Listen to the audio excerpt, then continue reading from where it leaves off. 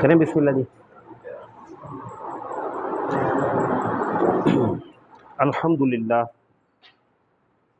الحمدللہ وقفا والصلاة والسلام علی عبادہ الذین اصطفیٰ خصوصاً علی افضلہم وخاتم النبیین محمد الامین وعلی آلہ واصحابہ اجمعین، اما بعد فاعوذ باللہ من الشیطان الرجیم، بسم اللہ الرحمن الرحیم۔ یا ایہا الناس ضرب مثل فاستمعوا لہ ان الذین تدعون من دون اللہ لن یخلقوا ذبابا ولو اجتمعوا لہ وَإِن يَسْلُبْهُمُ الذُّبَابُ شَيْئًا لَا يَسْتَنْقِذُوهُ مِنْهُ ضَعُفَ الطَّالِبُ وَالْمَطْلُوبُ مَا قَدَرُوا اللَّهَ حَقَّ قَدْرِهِ إِنَّ اللَّهَ لَقَوِيٌّ عَزِيزٌ۔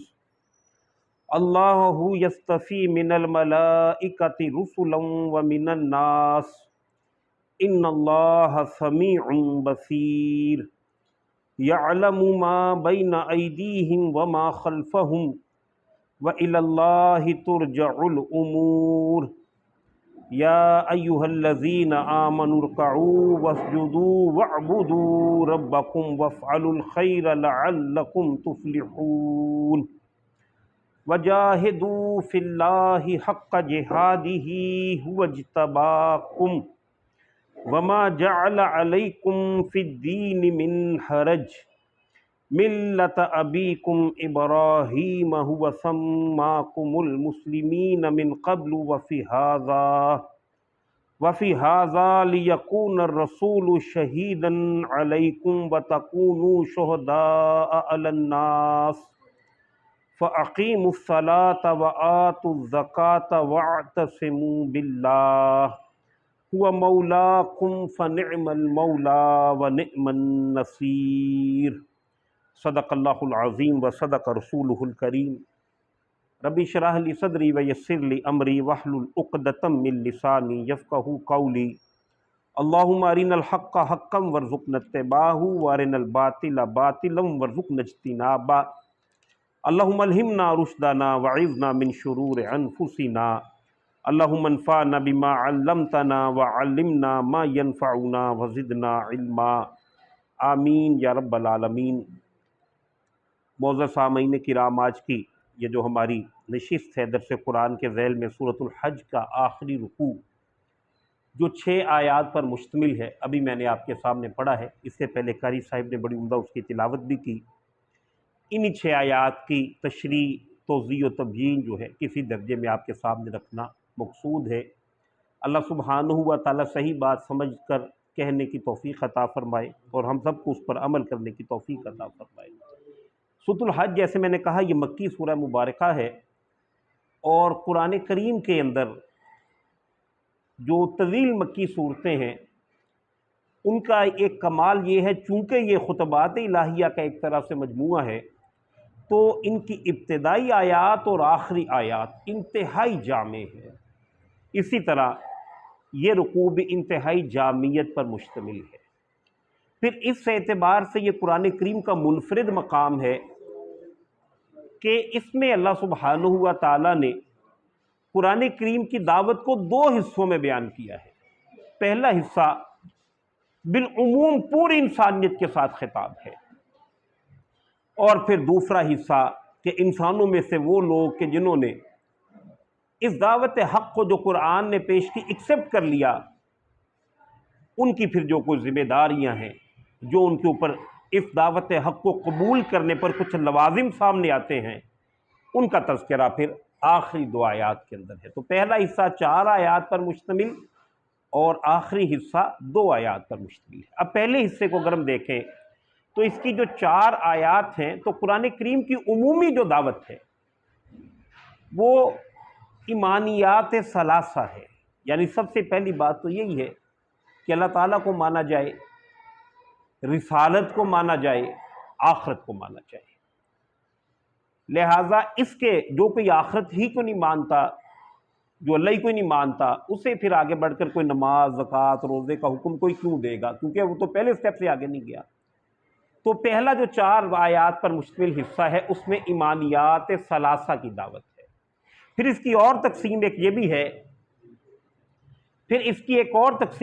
ہے، کہ ہم دیکھتے ہیں کہ ان 4 آیات میں ابتدائی 2 آیات جو ہیں وہ ایمان باللہ پر ہیں، اور ایمان باللہ پر قرآن کریم کا عظیم ترین مقام ہے۔ اور اگلی جو 2 آیات ہیں، آیت نمبر سمجھیے کہ 75 اور 76، آیت نمبر 70 بلکہ 4 اور 5، یہ جو 2 آیات ہیں ان کے اندر اللہ سبحانہ وتعالیٰ نے رسالت اور آخرت کا تذکرہ فرمایا ہے۔ تو اللہ کا نام لے کے آیت نمبر 73 اور 74، ان کے اندر اللہ تعالیٰ نے ایمان باللہ کی جو دعوت پوری انسانیت کو پیش کی ہے اس کو کسی درجے میں دیکھنے کی کوشش کرتے ہیں۔ ابتدا کی ہے اللہ تعالیٰ نے یا ایھا الناس، اے سارے انسانوں۔ قرآن کریم نے عمومی طور پر جو دعوت پیش کی ہے وہ پوری انسانیت کے لیے ہے۔ جس طرح اللہ تعالیٰ پوری کائنات کا رب ہے، اس کا کلام بھی پوری انسانیت کے لیے ہے۔ اور دیکھا جائے تو یہ بڑا اس اعتبار سے کہ انقلابی میسج ہے کہ قرآن کریم نے کسی قوم کو نہیں پکارا، قرآن کریم نے کسی علاقے کے لوگوں کو نہیں پکارا، پوری انسانیت کو۔ آج کی دنیا میں اگر ہم دیکھیں تو ہم مختلف قسم کی محدودیتیں ہیں جن میں پھنسے ہوئے ہیں، یعنی کسی کے پیش نظر اپنی قوم ہے، کسی کے پیش نظر اپنا علاقہ ہے، تو ان سب سے اعلیٰ و بالا اللہ تعالیٰ نے دعوت پیش کی ہے۔ تو اللہ تعالیٰ کے ہاں سارے انسان جو ہیں وہ شرف انسانیت میں برابر ہیں، ایکول ہیں، لہٰذا اسی ایکویلٹی کو اللہ سبحانہ وتعالیٰ نے ملحوظ خاطر رکھ کے خطاب فرمایا ہے یا ایھا الناس، اے سارے انسانوں۔ تو گویا قرآن کریم کا اصل مینیفیسٹو جو ہے وہ پوری انسانیت کی بھلائی ہے، کوئی ایک قوم نہیں، کوئی ایک فرقہ نہیں، کوئی ایک علاقہ نہیں، بلکہ پوری انسانیت کی فوز و فلاح۔ آگے جو میں اپنے دوسرے حصے میں جاؤں گا تو اس میں یہ بات دوبارہ آپ کے سامنے زیادہ کھل کر آ جائے گی کہ قرآن کا اصل میسیج جو ہے وہ فلاح انسانیت کا مینیفیسٹو ہے، کہ دنیا ہو یا آخرت ہو، دونوں ہی کے اندر اللہ سبحانہ و تعالیٰ انسانوں کو ایسی تعلیمات کرتے ہیں دنیا بھی سنور جائے، آخرت بھی سنور جائے۔ تو پہلی بات بیان فرمائی یا ایھا الناس، اے انسانوں، ضرب مثل، ایک مثال بیان کی گئی ہے۔ یہ بھی قرآن کریم کا اسلوب ہے کہ جو بڑے باریک قسم کے مضامین ہوتے ہیں ان کو، جن کو گویا کہ اس طرح سے ہم سمجھ نہیں سکتے، ان مضامین کو اللہ تعالیٰ مثالوں کے ذریعے سے لوگوں کے سامنے بیان کرتے ہیں۔ تو یہاں پہ بھی ایک مثال بیان فرمائی ہے، تو فرمایا فاستمعوا لها، ایک مثال بیان کی گئی ہے، بس اس مثال کو غور سے سنو۔ اب کیا ہے؟ ان الذین تدعون من دون اللہ، بے شک وہ ہستیاں جن کو تم اللہ کے سوا پکارتے ہو، لن یخلقوا ذبابا، وہ ایک مکھی بنانے پر بھی قادر نہیں ہیں، تخلیق نہیں کر سکتے۔ اب یہاں پہ دیکھیے کہ قرآن کریم اگرچہ کہ 14 صدیاں پہلے ایک خاص ماحول میں نازل ہوا، اور جس وقت قرآن کریم نازل ہو رہا تھا اس وقت بہرحال انسان نے آج جو ترقی کر لی ہے اس کا کوئی عشر اشیر بھی موجود نہیں تھا، لیکن آج آپ جانتے ہیں کہ گویا کائنات نے اپنے آپ کو کھول دیا ہے، اور انسان نے رفتہ رفتہ اپنے علم کے دائرے کو وسیع کیا ہے، اور اسی وسعت کی وجہ سے اس نے کائنات کے بہت سارے رازوں کو پا لیا ہے۔ لہذا ہم جانتے ہیں کہ آپ کبھی بات کریں پہاڑوں کے حوالے سے تو ماہر ارضیات آ جائیں گے، اور وہ پوری سائیکی جو ہے اس کی وہ بیان کر دیں گے، یہ پہاڑ کیوں ہیں، یہ کیسے کھڑے ہیں، ان کا مطلب کیا ہے، ان میں زلزلے کیوں آتے ہیں، پھر وہ بتا بھی دیتے ہیں کہ فلاں جگہ پہ کوئی مسئلہ ہوا تو زلزلہ جو ہے وہ آ گیا۔ پھر اس پوری دنیا کو ماپ لینے والوں نے، یعنی جو جغرافیہ دان ہیں، انہوں نے ایک ایک گلی کا اندازہ لگا لیا، اور اس کی گویا کہ جو ڈائمینشنز ہیں ان کا تعین بھی کر دیا، اور موبائل کی لوکیشن میں آپ دیکھیں گے گلی موجود ہے۔ یہ گویا انسان کا دائرہ جو ہے علم کا وہ بڑا ہے۔ اسی طرح سے کائنات کے حوالے سے جس طرح اللہ تعالیٰ نے ستت ایام کا تذکرہ فرمایا، تو ہماری سائنس جو ہے اس نے بھی انہی 6 مختلف جو پروسیسز ہیں ان کا تذکرہ کیا ہے، اور اس کائنات کی تخلیق کے حوالے سے کسی درجے میں تو بہرحال وہ پہنچے ہیں، لیکن یہ کہ ایک ان آرگینک کیسے بن جائے، یعنی جان جو ہے، ایک تو ہے کہ غیر نامیاتی کوئی چیز ہے، اس سے کسی شے کو تخلیق کر لیا کہ لکڑی تھی یہ ٹیبل بنا لیا، اس کی تذکرہ نہیں کیا، بلکہ یہ آرگینک جان جو ہے اس کا تذکرہ اللہ تعالیٰ نے ایک جاندار چیز کا تذکرہ کیا کہ لن یخلقوا ذبابا، یعنی روبوٹ تو آپ بنا سکتے ہیں، وہ ان آرگینک ہے، لیکن انسان نہیں بنا سکتے، جان نہیں ڈال سکتے۔ تو فرمایا لن یخلقوا ذبابا، یہ ایک مکھی بنانے پر بھی قادر نہیں ہے۔ اور اللہ تعالیٰ نے بڑی مثال دی ہے، کیونکہ اس وقت انسان کی آنکھ اتنی کھلی تھی، وگرنہ سچی بات تو یہ ہے کہ پہلا حیاتیاتی جرثومہ جسے میں نے آرگن کہا، اس کے اندر جان کہاں سے ہے، اس کا کی بھی کوئی تصور کسی کے پاس موجود نہیں۔ گویا ایک صورت تو یہ کہ آپ وہ بنا دیں، وہ تخلیق کر لیں، دوسری صورت یہ کہ انسان نے اگرچہ کہ اپنے علم کے دائرے کو بڑھایا ہے، اس کے باوجود اتنی بھی وسعت اس کے علم کے اندر پیدا نہیں ہوئی کہ وہ جان ہی لے کے جان کیسے بنی۔ یعنی جیسے میں نے پہاڑوں کی بات کی، اس کے بارے میں کچھ نہ کچھ علم ہے کہ نہیں، لیکن جان کیسے پیدا ہو گئی، دنیا میں زندگی کے آثار کیسے پیدا ہوئے، ایک زندہ جیتا جاگتا مخلوق کیسے پیدا ہو گئی، اس جان کا بھی کوئی تصور کسی کے پاس آج تک موجود نہیں ہے۔ اور یہاں پر فرمایا نا ان الذین تدعون من دون اللہ، جن کو بھی تم پکارتے ہو اللہ کو چھوڑ کر، تو ظاہر ہے کہ اس کے مخاطب اولین تو مشرکین مکہ وہ لوگ تھے کہ جنہوں نے خانہ کعبہ کے اندر 360 بت رکھے ہوئے تھے اور وہ بتوں کو پوجتے تھے۔ اسی طرح تاریخ انسانیت کے اندر شرک تو ہمیشہ سے رہا ہے، لہذا یہود کے ہاں حضرت عزیر علیہ السلام کی حوالے سے جو گستاخی انہوں نے کی کہ حضرت عزیر اللہ کے بیٹے ہیں، اور عیسائی دنیا جو دنیا میں اس وقت تعداد کے اعتبار سے سب سے زیادہ افراد ہیں، ان کے ہاں شرک کیا ہے کہ عیسیٰ علیہ السلام کی وہ بندگی کرتے ہیں، ان کو پکارتے ہیں۔ تو پتھر کے بت ہوں، کوئی نبی ہو، کوئی ولی ہو، اللہ کے سوا کوئی بھی ہو، جان نہیں پیدا کر سکتا۔ کسی زندہ شے کی موت کے بعد اللہ کی اذن سے کم باذن اللہ کہہ کے اسے معجزاتی طور پہ زندہ کر دے وہ اور بات ہے، لیکن اللہ تعالیٰ یہاں پہ فرما رہے لن یخلقوا ذبابا، وہ ایک مکھی بنانے پر بھی قادر نہیں ہے۔ اچھا، اب یہ بات کہہ دی بڑی کیٹاگوریکل ہے، لیکن اس سے آگے اس کے اندر مزید زور دیا ہے، کیونکہ بہرحال اللہ تعالیٰ کا چیلنج ہے۔ آگے اللہ سبحانہ و تعالیٰ ارشاد فرماتے وَلَوِ اجْتَمَعُوا لَا، چاہے اس کام کے لیے سارے اکٹھے ہی کیوں نہ ہو جائیں، اللہ اکبر، سارے جنات مل جائیں، سارے انسان مل جائیں، فرمایا کہ سارے اکٹھے بھی ہو جائیں تو پیدا نہیں کر سکتے۔ اور میں نے اس سے بھی سمجھیے کہ آج کی تاریخ نے قرآن کریم نے جان بوجھ کے وہ اسلوب اختیار کیا جو اس دور کے لیے آسان تھا، جبکہ اس سے آگے آج ہم پہنچ گئے کہ ہم تو یہ بھی سراغ نہیں لگا سکے کہ کائنات کے اندر زندگی کا آغاز کیسے ہوا۔ یہ گویا کہ ہماری کمزوری کی کیفیت ہے۔ اچھا، اب یہ تو ایک جنرل بات تھی، اب دوبارہ اسی اسپیسیفک ماحول میں چلے جائیں کہ مکہ المکرمہ کے بڑے بڑے سمجھیے کہ وہاں پر مندر بنے ہوئے تھے، اور کہنا نہیں چاہیے اگر یہ گستاخی ہوگی، لیکن بہرحال اس وقت وہ بیت اللہ جو اللہ سبحانہ ہوا تعالیٰ کی اطاعت و بندگی کے لیے کائنات میں پہلا گھر ہے، معذرت کے ساتھ کہنے لگا اس کی اس وقت کی کیفیت بھی بہرحال اسی طرح کی سی تھی، 360 بت پڑے ہیں۔ تو ان کے آگے اب یہ جو مکہ کے مشرک تھے، یہ جاتے ہیں حلوے مانڈے رکھتے ہیں، اپنی چڑھاوے رکھتے ہیں، اپنی نظریں نیازیں رکھتے ہیں۔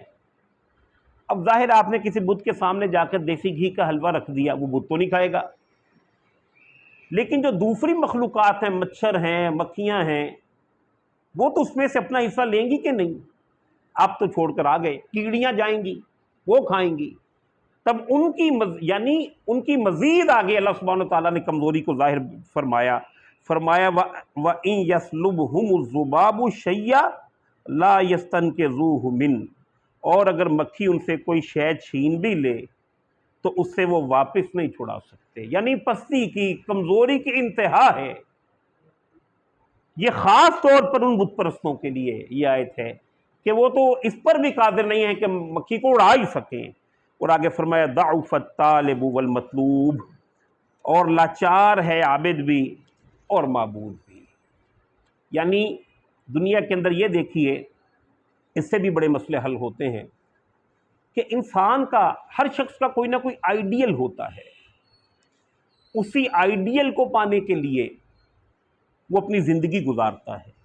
لہذا کسی شخص کا آئیڈیل کیا ہے؟ صرف اپنی ذات، مفاد پرست۔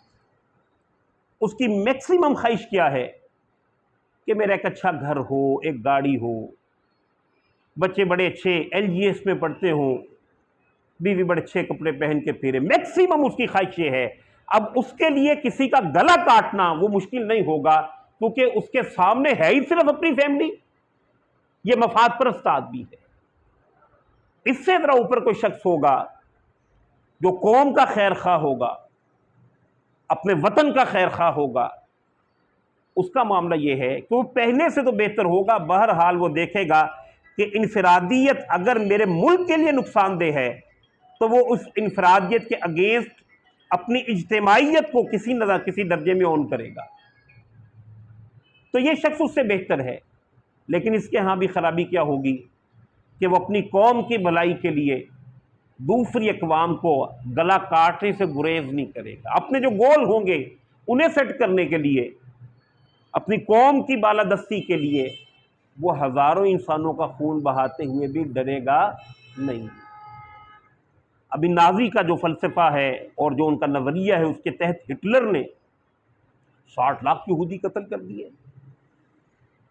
اسی قومیت کے اپنی یعنی نسل، اپنی قومیت بنی اسرائیل آج جو تاریخ انسانیت پر ظلم ڈھا رہا ہے اس متمدن دور میں، اور 1 سال سے زائد ہو گیا، اسے کسی کی کوئی پرواہ نہیں ہے اور کوئی انسانیت اس کے دل کے اندر نہیں آتی۔ ہیں تو انسان، لیکن ان کا ایک اپنا نظریہ ہے کہ ہمارا بنی اسرائیل بس یہی انسان ہے اور کوئی انسان ہے ہی نہیں، لہذا اسی کے لیے وہ اسی تک ہے۔ تو اللہ جس قدر آپ کا آئیڈیل چھوٹا ہوگا اسی طرح آپ کا کردار گھٹیا ہوتا چلا جائے گا۔ اور اگر آئیڈیل آپ کا بہت اونچا ہو، بہت اونچا ہو،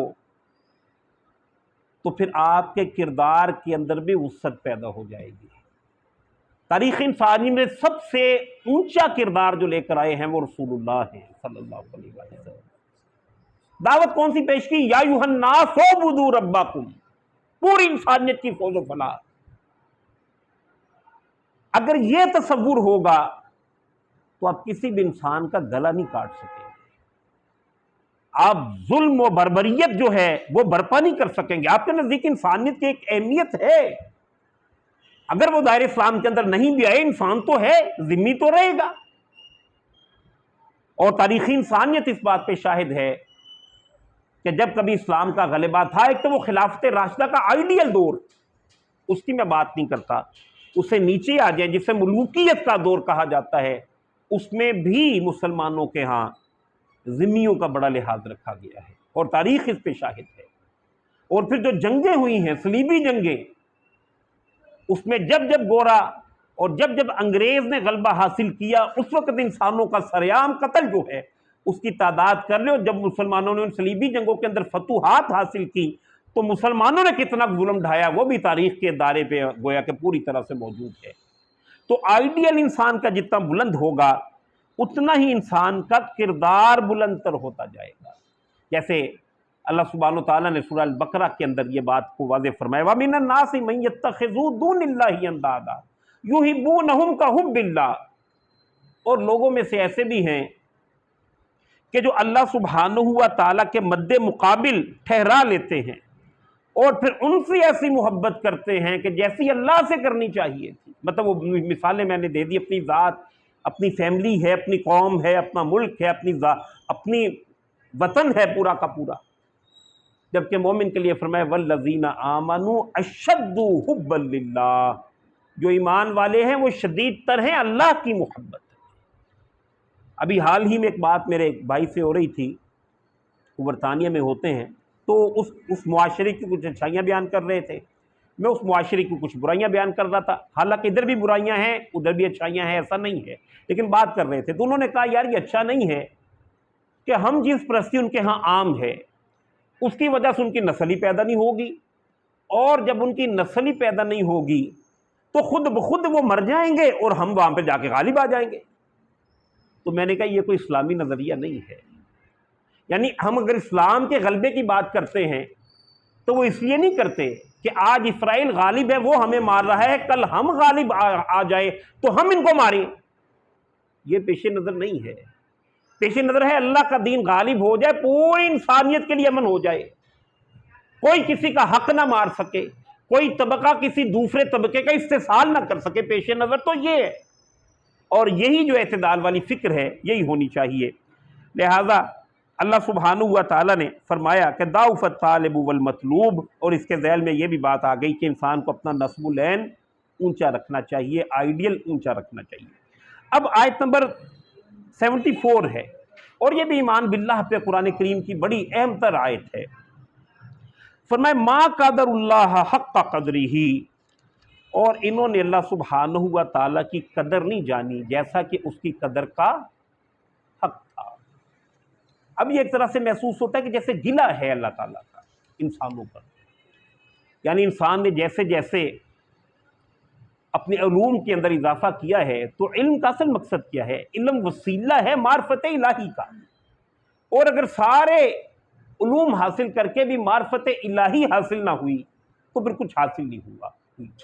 قرآن کریم میں اگر جا بجا آپ دیکھیں تو آپ کو اللہ تعالیٰ کی قدرتوں کا ظہور نظر آئے گا. ایک چھوٹا سا واقعہ میں آپ کے سامنے رکھ رہا ہوں. سورۃ الطٰہٰ کی آیت نمبر 8 تا 40 ہے. اس میں اللہ تعالیٰ نے، یہ قرآن کریم میں واقعہ کم از کم 10-12 دفعہ آیا ہے. موسیٰ علیہ السلام کی زندگی کا ایک کمپائل ہو کے سمجھیے کہ وہاں پہ اللہ تعالیٰ نے اسے بیان فرمایا. وہ واقعہ کیا ہے کہ موسیٰ علیہ السلام جب پیدا ہوئے تو اس وقت فرعون نے اعلان کر دیا کہ بنی اسرائیل کے ہاں جو بھی بیٹا پیدا ہوگا اسے قتل کر دیا جائے گا. بہرحال اللہ تعالیٰ نے مدد فرمائی. تفصیلی واقعہ ہے کہ وہ فرعون کے گھر ہی کے اندر پلے. اب اس سے ایک سٹیپ آگے چلے جائیے. فرعون کے گھر میں وہ پلے ہیں تو جب ان کی جوانی کی عمر ہوئی، قرآن کریم نے کہا ہے کہ وَلَمَّا بَلَغَ أَشُدَّهُ وَاسْتَوَىٰ آتَيْنَاهُ الْحُكْمَ وَالصَّبِيَّةَ، جوان ہو گئے تو ان سے بنی وہی قبطی قوم، فرعون کے ایک قوم کے ایک بندے کا قتل ہو گیا. یہ جان بوجھ کے نہیں کیا، بہرحال ہو گیا. اب فرعون کی طرف سے یہ فیصلہ صادر کر دیا گیا کہ موسیٰ علیہ السلام کو قتل کے بدلے قتل کر دیا جائے.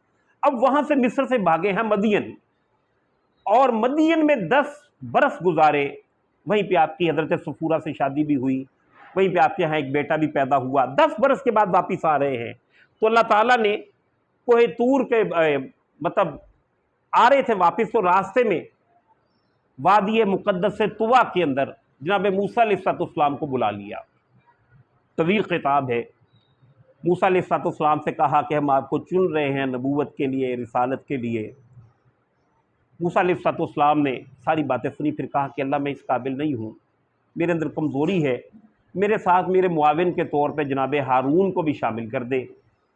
اللہ سبحانہ و تعالیٰ نے ان کو بھی شامل فرما دیا، اور ان کو جب شامل فرمایا تو فرمایا کہ موسیٰ اس سے پہلے بھی ہم نے تم پہ احسان کیا ہے. پھر وہ پوری ہسٹری اللہ تعالیٰ نے وہاں پر بیان فرمائی، جو مختصر میں نے آپ کے سامنے رکھ دی. اس کے بعد یہ کہا ہے اللہ تعالیٰ نے فَلَبِثْتَ سِنِينَ فِي أَهْلِ مَدْيَنَ ثُمَّ جِئْتَ عَلَىٰ قَدَرٍ يَا مُوسَىٰ. پھر کہا اللہ تعالیٰ نے کہ اسی طرح تم مدین چلے گئے اور وہاں سے واپس آئے، اور تم وہاں پر تم نے کافی سال بسر کیے. اب تم اپنے مقرر کردہ ٹائم پر موسیٰ یہاں پر آ گئے ہو. اللہ اکبر. یعنی یہ وقت جو ہے اللہ تعالیٰ کے ہاں پہلے سے طے تھا. موسیٰ علیہ السلام یہ سمجھ رہے ہیں کہ یہ قتل ہو گیا، پھر ادھر گیا، پھر 10 سال پورے ہوئے، پھر آیا، پھر لائٹ لینے کے لیے گیا، اور وہاں پر اللہ تعالیٰ سے ملاقات ہوئی. تو اللہ تعالیٰ ارشاد فرماتے ہیں کہ موسیٰ تو اپنے وقت پر پہنچ گیا. یعنی یہ اس کی قدرت ہے. اور یہ وقت کب طے کیا ہوگا؟ جس طرح اللہ سبحانہ وتعالیٰ کی ذات ہمیشہ سے ہے، اس کی ہر فکر، ہر سوچ، ہر ارادہ ہمیشہ سے ہے. گویا زمین و آسمان کے پیدا ہونے سے پہلے، ٹائم اور سپیس کے بننے سے پہلے اللہ سبحانہ و تعالیٰ کے ارادے کے اندر یہ شے موجود تھی کہ اس وقت پر موسیٰ وہاں پہ پہنچے گا، اور وہ اتنی قوتوں کا حامل ہے کہ اس پورے پلان کے اندر کوئی خلل واقع نہیں ہوا. پھر اللہ سبحانہ و تعالیٰ نے ہماری یہ جو نشست ہے، یعنی ایمان بالقدر ہے کیا؟ تقدیر پر ایمان لانے کا مطلب کیا ہے؟ کہ اللہ تعالیٰ نے تقدیروں کو معین کیا ہے، طے کر رکھا ہے. تو گویا اسی تقدیر کے اندر یہ بات بھی اربوں سال پہلے طے تھی کہ ہم سب یہاں پہ بیٹھے ہوں گے، یعنی ہمارا اس وقت شاید وجود بنا بھی نہ ہو، اسی طرح جس ہوا نے مجھ تک پہنچنا ہے وہی مجھ تک پہنچتی ہے، جس پانی کے گھونٹ کو میں نے پینا ہے وہی میرے تک پورے وسائل کے ساتھ پہنچتا ہے۔ یہ اللہ تعالیٰ کا ایک چھوٹی سی جھلک ہے، اتنی بڑی کائنات کا بادشاہ، اتنا بڑا مالک، اور اگر واقعہ یہ ہے کہ اس کی ایک جھلک بھی کسی کو حاصل ہو گئی ہوتی تو کسی اور سے کیوں انسپائر ہو جاتا، کسی اور کے سامنے کیسے سر نگو ہو جاتا۔ تو یہ گلہ کیا ہے گویا اللہ تعالیٰ نے، ما قدر اللہ حق قدری ہی، انہوں نے اللہ سبحانہ و تعالیٰ کی قدر نہیں کی جیسے کہ اس کی قدر کرنے کا حق تھا۔ اب اگلی بات کیا ہے، ان اللہ لقوی عزیز، بے شک اللہ تعالیٰ بہت قوی ہے۔ دوسرے جو معبود تھے ان کے بارے میں کیا لفظ استعمال فرمایا، ضعیف۔ قرآن کریم کا یہ بھی اعجاز ہے کہ اپنی بات کو ضدوں کے ذریعے سے سمجھاتا ہے۔ دن کو سمجھانا ہو اللہ تو رات کا تذکرہ کرتا ہے، حق کو واضح کرنا ہو تو باطل کا تذکرہ کرتا ہے، سچ کو واضح کرنا ہو تو جھوٹ کا تذکرہ کرتا ہے۔ ضدوں کے ذریعے سے قرآن کریم جو ہے وہ چیزوں کو سمجھاتا ہے۔ جیسے وہ کہا بھی کسی عالم نے، تعارف الاشیاء بأضدادہا، چیزوں کو ان کی ضدوں سے پہچانو۔ دن کا اس وقت تک کوئی تعین نہیں کر سکتا کہ دن کتنی بڑی نعمت ہے جب تک رات کو نہ جان لے، اور جب تک اس وقت تک سمجھے کہ رات کی اہمیت واضح نہیں ہو سکتی جب تک دن نہ ہو۔ تو یہ فرمایا اللہ تعالیٰ نے کہ وہ تو کمزور تھے، اللہ تعالیٰ قوی ہے اور عزیز ہے، زبردست ہے، پوری کی پوری قدرت کاملہ جو ہے وہ اسی کے پاس ہے۔ اب یہاں پہ سمجھیے کہ پہلی دو آیات جو ہیں جس میں اللہ سبحانہ و تعالیٰ نے ساری انسانیت کو خطاب فرمایا اور اس پوری انسانیت کے خطاب میں اپنی دعوت پیش کی ہے، اور اس میں صرف ایک فعل امر ہے، وَاسْتَمِعُوا، اے لوگوں اس بات کو غور سے سن لو، باقی اور کوئی فعل امر نہیں ہے۔ اب آگے اللہ تعالیٰ نے لوگوں کو خطاب کرنے کے لیے جو راستہ چنا ہے یعنی وہ نبوت اور رسالت ہے۔ تو آیت نمبر 75 کے اندر اب اللہ تعالیٰ رسالت کا تذکرہ فرماتے ہیں۔ یہ اللہ تعالیٰ کی اپنی ذاتی سکیم ہے کہ اس نے خطاب کرنے کے لیے، انسانوں کو خطاب کرنے کے لیے رسولوں کو چنا ہے، اگرچہ کہ اس کی کسی درجے میں اللہ سبحانہ تعالیٰ نے کچھ وضاحت بھی پیش کی ہے۔ سورہ شورى کے اندر آیت نمبر 51 ہے، وَمَا كَانَ لِبَشَرٍ أَن يُكَلِّمَهُ اللَّهُ إِلَّا وَحْيًا أَوْ مِن وَرَاءِ حِجَابٍ أَوْ يُرْسِلَ رَسُولًا فَيُحْيِيَ بِإِذْنِهِ مَا يَشَاءُ إِنَّهُ عَلِيٌّ حَكِيمٌ، اور کسی انسان کے لیے پاسبل نہیں ہے، ممکن نہیں ہے کہ اللہ اس سے بات کرے، یعنی کسی انسان کی یہ حیثیت نہیں ہے کہ اللہ اس سے بات کرے، الا مگر یہ کہ اس طریقے سے الہام کے ذریعے سے، جس طرح مثال قرآن کریم نے، یعنی کوئی بات ذہن میں اس طرح سے ڈال دے اللہ تعالیٰ کہ انسان حق الیقین کے درجے کو پہنچ جائے، جس کی مثال قرآن کریم نے بیان کی ہے حضرت موسیٰ علیہ السلام کی والدہ کے بارے میں۔ یعنی یہ کتنا قوی الہام تھا کہ اپنے بیٹے کو انہوں نے، کھجوروں کی ایک چھوٹی سی ٹوکری تھی، اس کو مٹی سے لیپا ہے، خشک کیا، اس میں بیٹا ڈال کے دریا میں بہا دیا۔ کتنا قوی یہ سمجھیے کہ ایک الہام ہے کہ جس کے لیے اس حد تک وہ چلی گئی۔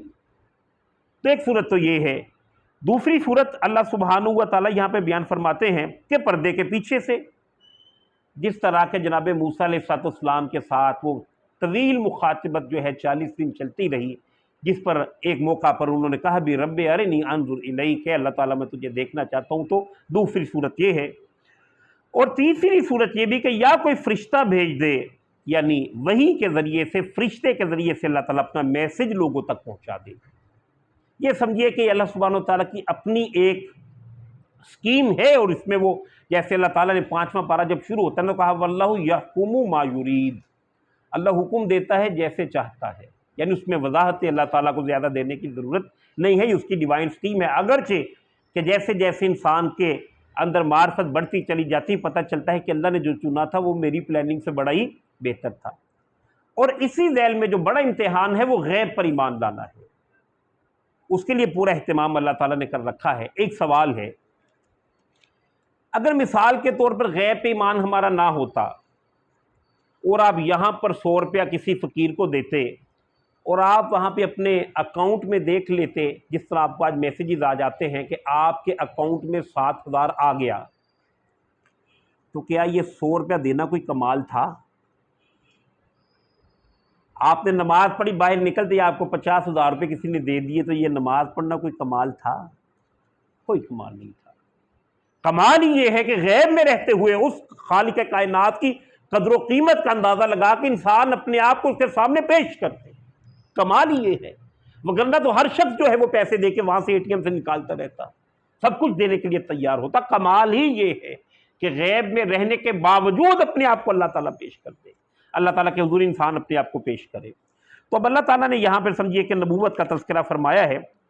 اللہ سبحانہ و تعالیٰ فرماتے ہیں اللہ یستفی من الملائکۃ رسلا ومن الناس، بے شک اللہ سبحانہ و تعالیٰ چن لیتا ہے رسول انسانوں میں سے بھی اور فرشتوں میں سے بھی۔ یعنی اللہ تعالیٰ نے یہاں پر رسالت کو دو حصوں میں بیان کیا ہے، یعنی اللہ رسول چنتا ہے، اور رسولوں کی کتنی قسمیں آئیں؟ دو، ایک فرشتہ اور ایک انسان۔ اللہ یستفی، اللہ چن لیتا ہے، من الملائکۃ رسلا، فرشتوں میں سے کوئی رسول، اور آگے ومن الناس، اور انسانوں میں سے۔ یہ سکیم کیا ہے اللہ تعالیٰ کی کہ اللہ نے میسیج دنیا تک پہنچانا ہے، تو اس میں اللہ سبحانہ و تعالیٰ نے اپنا میسیج پہنچانے کے لیے جس فرشتے کو چاہا چن لیا، اگرچہ کہ اللہ تعالیٰ کے پاس گروہ اور فرشتے اتنے ہیں کہ سورۃ المدثر کے اندر فرمایا وما یعلم جنود من ربک الا ہو، کہ اللہ کے گروہ کتنے ہیں کوئی بھی نہیں جانتا سوائے اللہ کے، اتنے گروہوں کا وہ حامل ہے۔ لیکن چن لیا اللہ تعالیٰ نے جناب جبرائیل امین کو۔ اور اس میں سمجھیے کہ استفا کا جو لفظ ہے یہ خالص پسندیدگی اس کا مطلب ہے۔ دیکھیے چننے کے والے سے دو الفاظ ہیں ہماری اردو کے اندر بھی، عربی کے اندر بھی، انگلش کے اندر بھی۔ جیسے ہم دیکھتے ہیں سلیکشن، آپ نے کوئی ہاکی کی کوئی ٹیم ہے، اس کے لیے 11 یا 14 کھلاڑیوں کو چن لیا، تو کیا کہتے ہیں؟ یہ 14 لوگ سلیکٹ ہو گئے۔ اس کے لیے عربی زبان کے جو لفظ آتا ہے وہ اجتباء ہے۔ اسی طرح چوز کرنا ہے کہ آپ کے سامنے کسی ٹوکری کے اندر 10-20 سیب آ گئے، آپ نے کسی ایک کو پکڑنا ہے، تو آپ نے چوز کر لیا نا، سیب تو سارے ہی تھے۔ تو اس کے لیے عربی زبان کے اندر جو لفظ استعمال ہوتا ہے وہ استفا ہے۔ تو گویا اللہ تعالیٰ نے چوز کر لیا اور چن لیا ایک رسول انسانوں میں سے بھی اور فرشتوں میں سے بھی۔ تو فرشتوں میں سے چنا جناب جبرائیل امین۔ اب فرشتوں کا معاملہ یہ ہے کہ ان کی عمر جو ہے وہ بڑی طویل ہے، لہذا پہلے جو پیغمبر تھے ان کو جو وحی دینے کے لیے جناب جبرائیل امین تشریف لائے ہیں، آخری پیغمبر سید المرسلین جب تشریف لائے ہیں تو ان کو وحی دینے کے لیے بھی وہی پیغمبر آئے ہیں۔ آپ جانتے ہیں نا سیرت کے اندر ورقہ بن نوفل کے پاس بی بی خدیجۃ الکبریٰ لے کر گئیں رسول اللہ صلی اللہ علیہ وآلہ وسلم کو پہلی وحی کے بعد، تو انہوں نے کہا یہ تو وہی ناموس ہے جو موسیٰ کے پاس بھی آیا تھا۔ تو رسولوں میں سے گویا کہ انبیاء میں سے ایک ہی رسول کو، فرشتوں میں سے ایک ہی رسول کو چنا جناب جبرائیل امین کو، جبکہ انسانوں میں سے اللہ سبحانہ و تعالیٰ نے مختلف پیغمبر جو ہیں وہ چنے۔ وہ سلسلہ گریجولی چلتا چلتا چلتا چلتا مکمل ہو گیا محمد رسول اللہ صلی اللہ علیہ وآلہ وسلم پر۔ اور یہ جو لوگ چنے گئے ہیں، اس میں ساری تمہید باندھنے کا مطلب یہ ہے کہ اس میں خالصتاً اللہ کا فضل ہے ان پر جن کو اللہ تعالیٰ نے چن لیا۔ اب ان کا کام کیا ہے؟ رسول کس لیے آتے ہیں؟ اس کے لیے اللہ سبحانہ و تعالیٰ نے سورۃ النساء، اور بھی بہت سارے مقامات ہیں لیکن سورۃ النساء کی آیت نمبر 165 میں آپ کے سامنے پڑھ رہا ہوں، رسولا مبشرین و منذرین، یعنی یہ رسولوں کی بنیادی حیثیتیں ہیں۔ نمبر 1 کہ وہ خوشخبری سنانے والے ہوتے ہیں، اور نمبر 2 وہ ڈر سنانے والے ہوتے ہیں۔ یعنی اس دنیا کے اندر اگر آپ دیکھیں گے تو دو طرح کے کردار آپ کو جا بجا پائیں گے۔ ایک وہ کردار کہ جو حق کا علم تھامے ہوئے کھڑے ہیں، اور اس حق کے علم کو تھامنے کی وجہ سے دنیا ان کے ہاتھوں سے پھسلتی جا رہی ہے۔ زندگی کی یہ جو چند سانسیں ہیں بتانا مشکل ہے۔ اس زندگی میں حق کا علم تھامنا کوئی آسان تو نہیں ہے۔ سامنے والوں نے ملاوٹ کے ذریعے سے، 2 نمبری کے ذریعے سے بڑے بڑے پلازے قائم کر لیے، اب ان کا ایک چھوٹا سا میڈیکل سٹور تھا، اسی پہ کھڑے ہیں۔ اب دیکھ رہے ہیں سامنے والے کو وہ کہاں پر چلا گیا، بچے کہاں کہاں سے تعلیم حاصل کر لی اور اتنے بڑے محلات بنا لیے، اب یہ وہیں پہ ہے۔ تو ہے کچھ امتحان کے نہیں ہے نا؟ تو ان کو خوشخبری سناتے ہیں کہ فکر نہ کرو، یہ زندگی تو ختم ہو جانی ہے، ان قریب اللہ سبحانہ وتعالیٰ تمہیں ایسی زندگی دے گا کہ جو کچھ اس نے کمایا ہے یہ اس کا عشرِ شیر بھی نہیں ہوگا، پوری دنیا بھی اگر اسے مل جائے تو اللہ تمہیں جو کچھ دے گا اس کا تو کوئی اندازہ ہی نہیں ہے۔ یہی تو خوشخبریاں ہیں کہ بلال حبشی کو گھسیٹ رہے ہیں مکہ کی گلیوں میں، اور ان کی زبان پر نعرہ یہی ہے احد احد احد احد احد احد۔ یہ خوشخبری ہے رسول اللہ صلی اللہ علیہ وآلہ وسلم کی، اور یہی بات کہی ہے حضرت یاسر رضی اللہ تعالیٰ عنہ کہ جب وہ ذبح ہونے جا رہی تھی پوری فیملی، تو کہا اصبر آل یاسر، اے یاسر کے گھر والوں صبر کرو۔ خوشخبری کیا ہے؟ تمہارے وعدے کی جگہ جنت ہے، مرنا تو ویسے بھی ہے، تو یہ خوشخبری دینا۔ اور اسی طرح وہ لوگ جو خود خدائی کے مدعی ہیں اور جو دنیا کے اندر رہتے ہوئے ہر اس احساس سے کہ جو انسان کو دوسرے حیوانوں سے ممتاز کرتا ہے اس احساس کو پیچھے پھینکے ہوئے ہیں، ان سب لوگوں کو خبردار کرنے والے کہ دیکھو اس وقت تمہارے پاس اقتدار ہے، اس وقت تمہارے پاس وسائل ہیں، اس وقت تمہارا ہاتھ قوی ہے، گولی ہے، لاٹھی ہے، لیکن یہ سدا تمہارے پاس نہیں رہنا۔ ایک بہت بڑی گرینڈ عدالت بھی لگنے والی ہے جہاں پر تمہیں اللہ کے حضور پیش ہونا ہوگا، اور جو ظلم، جو زیادتی، جو جبر، جو بربریت، جو فسطائیت، جو ظلم تم کر رہے ہو اس کا جواب تمہیں دینا ہوگا۔ یہ سمجھیے کہ دو بنیادی صفات ہیں انبیاء کی، جیسے رسول اللہ کو بھی کہا انا ارسلناک شاہدا و مبشرا و نذیرا، تو اسی طرح یہ تمام انبیاء کے اوصاف تھے۔ اب دوسری صفت کیا ہے انبیاء کی؟ لِأَلَّا يَكُونَ لِلنَّاسِ عَلَى اللَّهِ حُجَّةٌ بَعْدَ الرُّسُلِ، اور رسولوں کا بھیجنے کا مقصد ایک یہ بھی ہے کہ رسولوں کے آ جانے کے بعد اینڈ آف دا ڈے جب ہم حساب کریں گے تو کسی کے پاس کوئی حجت باقی نہ ہو، یعنی سب تک ہم پیغام پہنچانا چاہتے ہیں، اس کے لیے اہتمام کیا لِكُلِّ قَوْمٍ حَادٍ، ہر قوم کی طرف پیغمبر بھیجا ہے، اور ہر جگہ پہ اپنا میسنجر جو ہے اللہ تعالیٰ نے بھیجا ہے۔ اور اس بات کو، یہ جو مطلب ابھی میں نے بات آپ کے سامنے بیان کی ہے، اس کو سمجھنے کے لیے سورۃ المائدہ کا آخری حصہ ہے، اگر اس سے آپ گزریں، سرسری سا بھی گزر جائیں تو کچھ نہ کچھ اندازہ ہو جائے۔ اللہ سبحانہ و تعالیٰ یہاں پہ وہاں پہ محسوس ہوتا ہے، اس طرح سے بیان کیا اللہ نے کہ جیسے کوئی بہت بڑی عدالت ہے، اس عدالت کے ایک کٹہرے کے اندر پوری کرسچن دنیا ہے، عیسائی دنیا ہے، کرسچن ورلڈ موجود ہے وہاں پہ، اور ایک کٹہرے میں جناب مسیح علیہ السلام کھڑے ہیں۔ اللہ تعالیٰ کا انداز کیا ہے، وہ عیسیٰ مریم کے بیٹے، اللہ جیسے چاہے خطاب کرے، اللہ بادشاہ ہے، عیسیٰ علیہ السلام کا جو مقام و مرتبہ ہے وہ ہے، لیکن اس عدالت کی نوعیت سمجھانے کے لیے میں یہ انداز، اور قرآن کا انداز بھی یہی ہے، کیا تو نے کہا تھا تو اللہ کا بیٹا ہے؟ اب اللہ کے علم میں ہے کہ انہوں نے نہیں کہا ہے کہ نہیں، لیکن وہاں پہ یہ کاغذی کاروائی، یہ چیزیں ساری ہونی ہیں، یہ نقشے کھینچے ہیں قرآن کریم میں۔ اب عیسیٰ علیہ السلام کی عاجزی بڑا جواب دیکھیے، کہا اللہ میں کیسے کہہ سکتا تھا وہ بات جس کا میں حق نہیں رکھتا؟ پھر اس سے آگے بڑھے ہیں، اے اللہ تو یہ بھی جانتا ہے، وہ بھی جانتا ہے جو میرے دل میں ہے، یعنی اللہ تیرے تو علم میں ہے نا کہ میں نے کہنا تو درکنار، میرے تو دل میں بھی یہ بات نہیں آئی۔ اچھا اس سے مزید ایک سٹیپ آگے گئے ہیں، آگے مزید اظہار عجز پیش کیا، حالانکہ اللہ میں نہیں جانتا کہ تیرے دل میں کیا ہے۔ اس کے بعد سارا وبال کہاں پر آیا؟ عیسائی دنیا پہ۔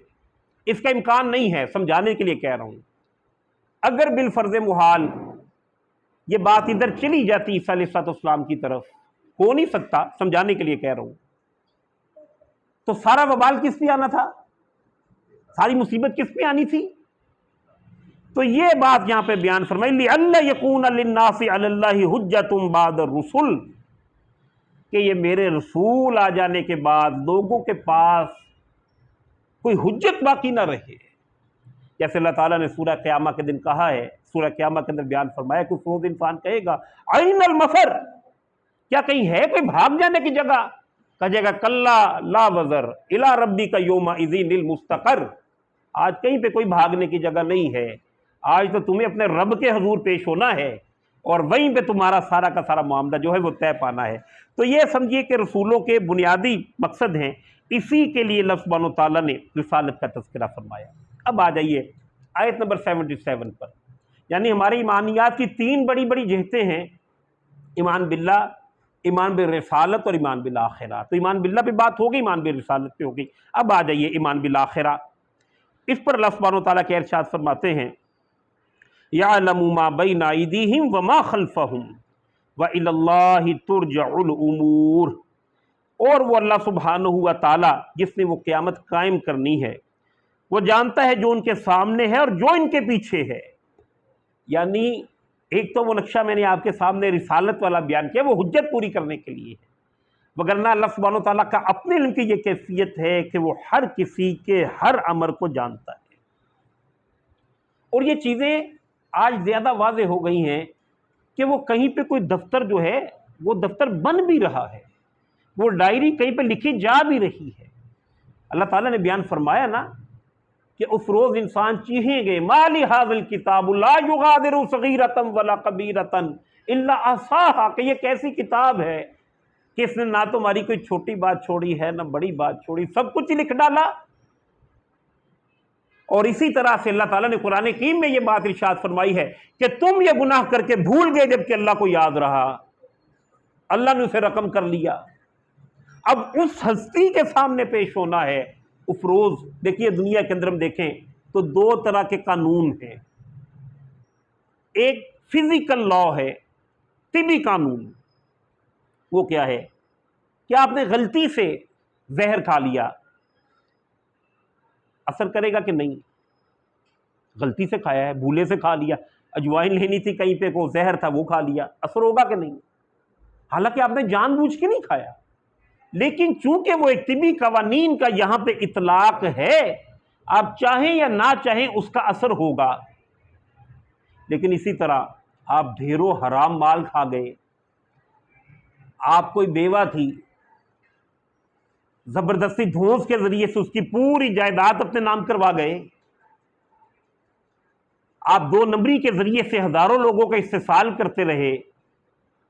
اس پر تم دیکھتے ہیں کہ کوئی پیٹ میں کوئی مروڑ بھی نہیں اٹھا.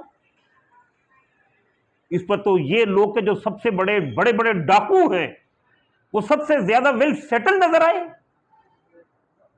اور اس کے برعکس مصعب بن عمیر تو اس طرح سے چلے گئے کہ کفن بھی نصیب نہیں ہوا. تو یہ معاملہ کیا ہے؟ یہ ہے دوسرا معاملہ کہ جس طرح طبی قوانین کا اطلاق یہاں پہ ہوتا ہے، اسی طرح یہ جو مورل قوانین ہے ان کا اطلاق وہاں پر ہوگا. اگر پوچھا ہی نہ جائے ابو جہل سے کہ کیوں گھسیٹا ہے بلال کو، اس کی غلطی کیا تھی؟ اس نے یہی کہا نا کہ میں اس نظریے کو ایکسپٹ کرتا ہوں، اگر تو کچھ بھی نہ کہتا تیری غلامی میں پھر بھی وہ رہ لیتا. غلامی سے نکلنے کی بات تو نہیں کی اس نے، وہ زر خرید تھا تو زر خرید ہی تھا. غلطی کیا تھی اس کی؟ اگر نہ پوچھا جائے، اگرچہ کہ ہم سب اللہ سے اسی بات کی توقع بھی رکھتے ہیں، دعا بھی کرتے ہیں اللہم حاسبنا حسابا یسیرا، اللہ ہمارا آسان حساب لینا. لیکن ایک دوسری بات آپ کے سامنے رکھنے لگا ہوں، جس ملک کے اندر رعایا پر ظلم ہو، زیادتی ہو، جس ملک میں ڈاکو بڑے بڑے عہدوں پر پہنچ جائیں، جس ملک میں رسا گیر بڑی آسانی کی زندگی بسر کرے، اس ملک کے بادشاہ کو کیا کہیں گے؟ جی کیا کہیں گے؟ یہ ٹھیک گورننس نہیں کرتا، کم از کم تو یہ کہیں گے نا. تو اللہ تعالیٰ نے فرمایا الیس اللہ باحکم الحاکمین، کہ اللہ سارے حاکموں سے بڑا حاکم نہیں ہے، یہ اس کا ملک ہے، یہ اس کی زمین ہے. اس پر ظلم کرنے والا اگر یہاں پر چھوڑ بھی دیا جائے تو یہ نہ سمجھو چھوٹ جائے گا. یہ ہے وہ آخرت کا تصور. اگر دل کے اندر جاگزی ہو تو انسان کے ہاتھ کانپیں گے. کسی کے ساتھ زیادتی کرتا ہوا وہ ڈرے گا، اسے پتہ ہے کہ میری ساری چیزیں ریکارڈ ہو رہی ہیں. جیسے جناب لقمان نے اپنے بیٹے کو نصیحت کی، یا بنی انہا ان تک مثقال حبۃ من خردل فتکن فی صخرۃ او فی السماوات او فی الارض یاتی بہ اللہ. اے میرے بیٹے، اس دنیا کے اندر جو بھی کوئی بھی عمل اگر کیا گیا، چاہے وہ زمین کے پیٹ پہ کیا، زمین کی پشت پر کیا گیا، جو اس کے پیٹ میں کیا گیا، یا کہیں آسمان کی وسعتوں کے اندر جا کر کیا گیا، اللہ اسے لے آئے گا. یہ تصور جو ہے انسان کو سیدھے راستے پہ رکھتا ہے، اور اگر یہ تصور ہی معدوم ہو گیا، اس تصور ہی کو مسخ کر دیا، تو پھر نتیجہ یہ نکلے گا کہ پھر انسان کو یہ دنیا رام کی لیلا محسوس ہوگی۔ پھر وہ کیفیت جو سورہ القصص کے اندر اللہ نے بیان فرمائی، میرے جیسے لوگ جب قارون کو دیکھتے ہیں تو وہ کہتے ہیں کہ ھذا حظ عظیم، کہ اس کا نصیب کیا ہی عمدہ ہے، کیونکہ نگاہ یہی تک تھی نا۔ جبکہ اگلے دن قرآن نے پھر نقشہ کھینچا کہ وہ سارا کا سارا دھنس گیا زمین کے اندر۔ تو یہ سمجھیے کہ آخرت ہے، یہ ابتدائی دعوت ہے قرآن کریم کی جو اس نے سارے انسانوں کو پیش کی ہے۔ یا ایھا الناس، اے لوگو اللہ کی بندگی کرو، اللہ کی اطاعت کرو۔ اب اس میں کچھ یہ ہے کہ کچھ لوگوں نے اب یہ دعوت جو ہے وہ پیش کر دی، اب سب نے ایکسیپٹ تو نہیں کی، کچھ نے ایکسیپٹ کی، کچھ نے نہیں کی۔ جن لوگوں نے ایکسیپٹ کر لی، اب گویا کہ جن کے سامنے دعوت پیش کی گئی تھی دو گروہ بن گئے۔ ایسے ہی ہے جی، ایک وہ کہ جنہوں نے اس دعوت کو قبول نہیں کیا، ایک وہ کہ جنہوں نے قبول کر لیا۔ اب دو گروہ بن گئے۔ اب جنہوں نے قبول کیا ہے انہوں نے اللہ تعالیٰ کو اون کر دیا نا کہ اللہ ہم تجھے معبود مانتے ہیں۔ اب جب دیکھیں گے نا قرآن کریم میں یا ایھا الذین آمنوا، تو اس کا مفہوم پھر یہ ہے کہ ہاں تم قبول کر چکے ہو، تم نے مان لیا ہے مجھے معبود، میرے پیغمبر کو رسول، میرے آخرت کو بھی تم مان گئے، اب قریب آ جاؤ میں تمہیں کوئی ہدایات دے دوں۔ وگرنہ مکی قرآن کریم کے اندر آپ دیکھتے تو یا ایھا الذین آمنوا ہے ہی نہیں، وہاں پہ عمومی دعوت ہے انسانیت کے لیے۔ یہ قرآن کا بڑا اعجاز ہے، اس نے کسی طبقے کو نہیں بلایا، کسی قوم کو نہیں بلایا، کسی علاقے کو نہیں بلایا، پوری انسانیت کو خطاب کیا، اور اس کے لیے 20 پارے ہیں۔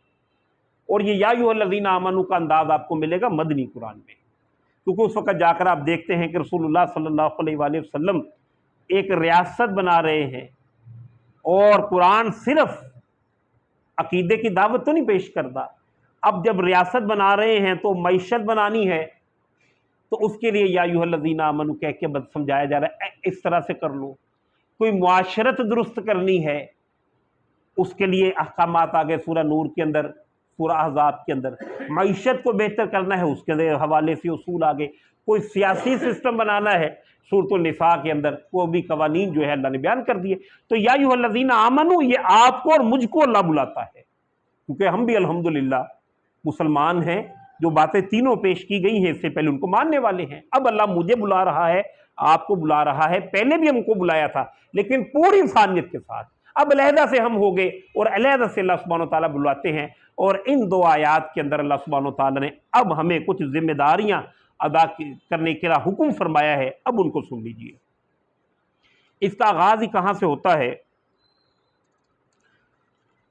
جاہدوا فی اللہ حق جہادہ، نہیں، یا ایھا الذین آمنوا ارکعوا واسجدوا واعبدوا ربکم وافعلوا الخیر لعلکم تفلحون۔ اے لوگوں جو ایمان لے کر آئے ہو، رکوع کرو، سجدہ کرو۔ اب جیسے میں نے کہا تھا کہ ابتدائی جو حکم آیا ہے پہلی 4 آیات کے اندر فعل امر ایک بھی نہیں ہے، واستمعوا بس ایک ہی ہے۔ اب یہاں پہ ارکعوا رکوع کرو یہ بھی فعل امر ہے، واسجدوا یہ بھی فعل امر ہے، وافعلوا الخیر یہ بھی فعل امر ہے، اور آگے فرمایا واعبدوا ربکم لعلکم تفلحون، کہ رکوع کرو، سجدے کرو اور اللہ کی بندگی کرو۔ یہ رکوع اور سجود سے سمجھ لیجئے کہ ابھی قرآن کریم میں بالکل سورہ حج جو نازل ہوئی ہے وہ اللہ کے نبی صلی اللہ علیہ وآلہ وسلم مکہ سے مدینہ کی طرف جا رہے ہیں، تو راستے میں نازل ہوئی۔ تو اس وقت تک صرف نماز ہی کا حکم آیا تھا، جو کہ معراج کے بعد آیا ہے نماز پنجگانہ کا حکم۔ یہ اس سے تقریباً کچھ سال بعد جو سورہ مبارکہ ہے نازل ہوئی ہے۔ اس وقت تک ابھی زکوٰۃ، روزہ اور حج کے احکامات نہیں آئے۔ تو یہاں پر اللہ تعالیٰ نے عبادات کا جو تذکرہ فرمایا ہے، تو اس کا معنی یہ ہے کہ جو بنیادی ہماری عبادات ہیں ان کا حکم دیا گیا ہے۔ جو رسول اللہ نے کہا بنی الاسلام علی خمس، اسلام کی بنیاد 5 چیزوں پر ہے، پھر پہلی گواہی ہے، پھر نماز، روزہ، زکوٰۃ و حج، شہادتین اور نماز، روزہ، زکوٰۃ و حج، یہ پہلا یہ حکم دیا۔ آگے فرمایا وَاعْبُدُوا رَبَّكُمْ، اور اپنے رب کی بندگی کرو۔ اس کا مطلب کیا ہے؟ نماز، روزہ، زکوٰۃ و حج کا تذکرہ تو پہلے آ گیا، اب کون سی عبادت کا تذکرہ؟ اب یہ اس عبادت کا تذکرہ ہے 24 گھنٹے کی عبادت کا تذکرہ، 24 گھنٹے کی غلامی کا تذکرہ۔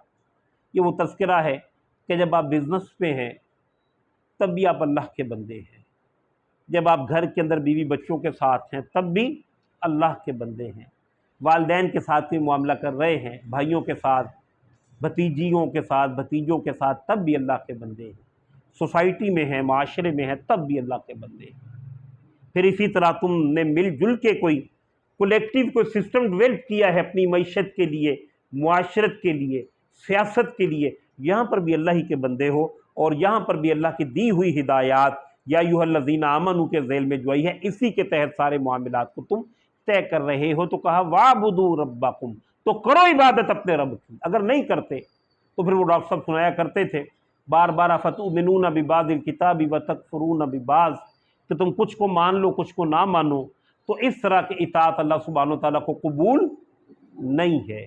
لہذا یہی بات ہے کہ مسلمانوں سے جب اللہ سبحانہ وتعالیٰ نے خطاب فرمایا ہے تو اس میں کہا ادخلوا فی السلم کافہ، اے لوگوں پورے کے پورے اسلام میں داخل ہونا، یہ نہیں ہے کہ تھوڑے اسلام میں داخل ہو جاؤ، اگرچہ کہ یہ معاملہ ایک اپنی جگہ مسئلہ ہے کہ ہمارے ہاں وہ پورے اسلام کا تصور جو خلافت راشدہ میں ملتا ہے اس کا کوئی تصور آج نہیں رہا، یعنی یہ بات ہمارے آج کی باتیں ہیں، اسے کوئی ایکسٹریم پہ محمول نہ کیجیے گا، کہ ہمارے ہاں اب تو خیر دوسرے قسم کے بھی جو بل ہیں اس پہ بھی کوئی ڈبیٹس نہیں ہو رہی، اس میں بھی یہی کچھ ہی ہے، لیکن اس سے پہلے کچھ پھر بھی ڈبیٹ وغیرہ جو ہے وہ کر لیتے تھے، کوئی قوانین بنانے ہوتے تھے، کچھ نہ کچھ لوگوں کو اعتماد میں لے لیتے تھے، لیکن وہ جو ہماری وفاقی شرعی عدالت ہے ان کی طرف سے کوئی فائل آ جائے تو سیدھی ردی کی ٹوکری میں ہی جاتی ہے، اگرچہ کہ دیکھیں کہ حکومت اس ادارے کا وزن اٹھاتی ہے، وہاں پہ جج بیٹھے سیلری دیتے کہ نہیں،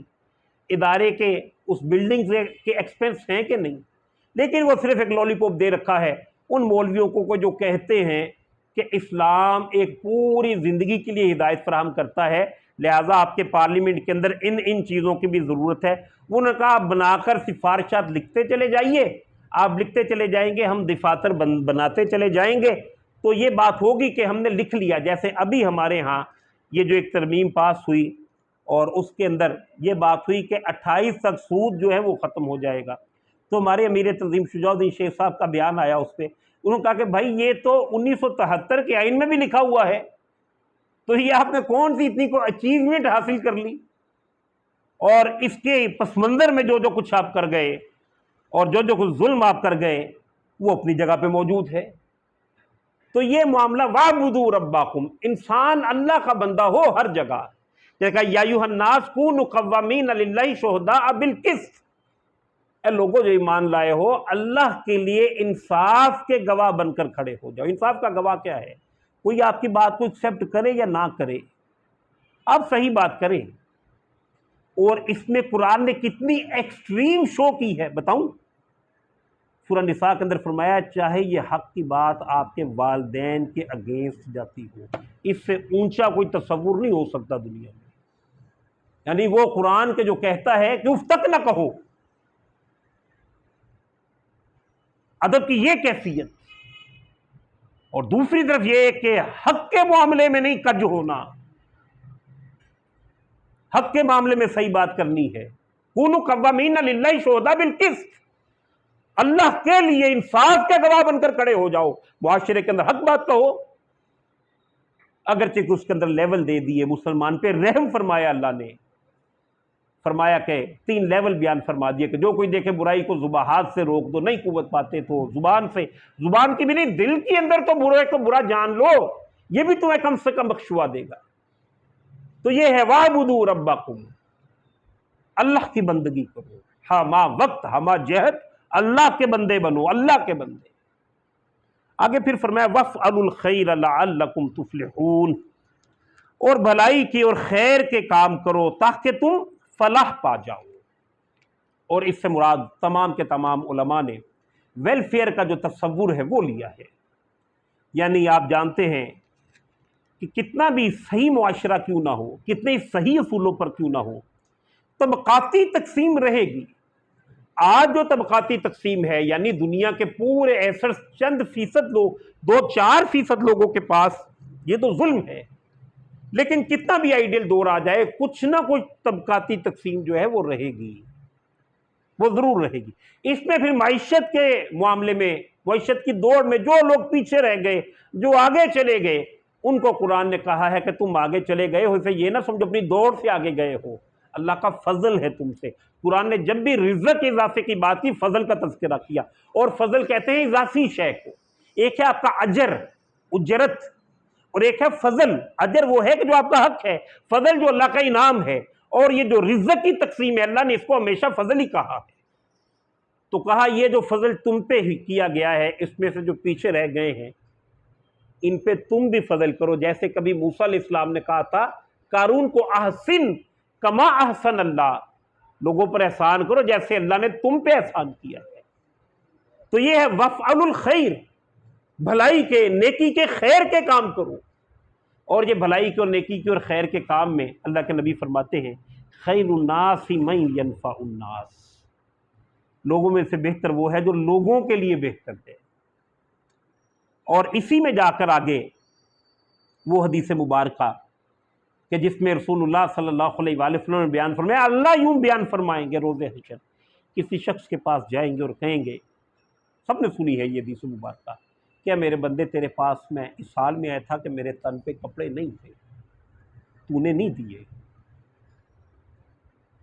کسی کو اللہ تعالیٰ کہیں گے کہ میں تیرے پاس اس حال میں آیا تھا کہ میں بھوکا تھا، میں نے روٹی ڈیمانڈ کی، تو نے نہیں دی۔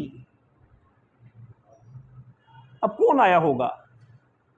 کوئی ننگا بندہ آیا ہوگا جس کے پاس کپڑے پورے نہیں ہوں گے، کوئی فاقہ زدہ شخص آیا ہوگا۔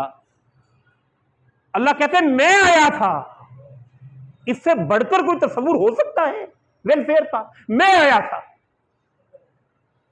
اور کہا اگر تو اسے دے دیتا تو مجھے اپنے پاس ہی پاتا۔ حضور صلی اللہ علیہ وآلہ وسلم کی ایک حدیث مبارکہ ملتی ہے، صحابی ارشاد فرماتے ہیں قبیلہ بنی مضر کے کچھ لوگ آئے، اس حال میں تھے کہ کسی کے پاس جوتی نہیں تھی، کسی کے پاس قمیض نہیں تھی، کپڑے پھٹے ہوئے، برے حال۔ حضور نے دیکھا تو دل گرفتہ ہو گئے، پریشان ہو گئے، آپ تڑپ گئے ان کو دیکھ کے، یہاں تک کہ وہ آپ نے فرمایا کہ مسجد نبوی کے سین میں ساری بیٹھ جاؤ، بیٹھ گئے۔ حضور صلی اللہ علیہ وآلہ وسلم نے عصر کی نماز پڑھائی، پھر خطبہ ارشاد فرمایا جس میں لوگوں کو اپیل کیا کہ لوگوں یہ دیکھو یہ تمہارے بھائی ہیں، ان کا خیال کرو۔ تو صحابی ارشاد فرماتے ہیں کہ جب اللہ کے نبی نے اعلان فرمایا نا، لوگ بھاگم بھاگ اپنے گھروں میں گئی، کوئی اشیاء خرد و نوش اٹھا لائے، کوئی پیسے لے آئے، یہاں تک کہ مسجد نبوی کے اندر ڈھیر لگ گئے، کہیں پر آٹے کا ڈھیر ہے، کہیں پہ چینی کا، کہیں پہ کھجوروں کا، اس طرح ڈھیر لگ گئے، اور کہیں پہ پیسے پڑے ہیں۔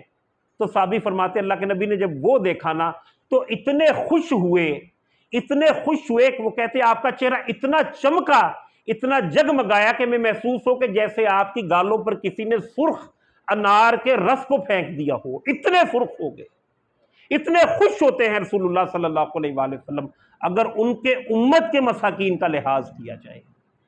تو وفعل الخیر، اور نیکی اور بھلائی کا کام کرو، لعلکم تفلحون، تاکہ تم فلاح پا جاؤ۔ یہ آیت نمبر 77 کے بعد اب سمجھیے کہ آخری آیت ہے، اور یہ ذمہ داری کے ذیل میں جو ٹاپ کی چیز ہو سکتی تھی اس کا تذکرہ ہے۔ نماز کی بات آ گئی،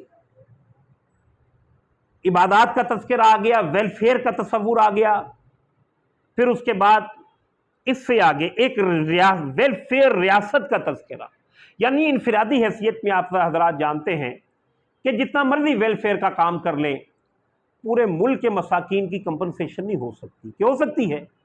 ابھی ہمارے پچھلے دور حکومت میں جب یہ یتیم خانے وغیرہ کچھ بنائے گئے، ظاہر ہے کہ وہ اچھا کام تھا، اس پہ کو کنڈیم تو نہیں کرتے تھے، لیکن سب لوگوں نے یہ بات تو کہی ہے کہ صرف اس سے معاملات نہیں چلنے ہیں، ریاست کے اندر ایک ایسا معیشت کا سسٹم ہونا چاہیے جس میں بے روزگاری کم سے کم ہو، جس میں کاروبار کرنے کے مواقع زیادہ ہوں، جس میں لوگ ارننگ حاصل کریں، زیادہ سے زیادہ پیسہ کمائیں، ایک اچھی زندگی بسر کریں۔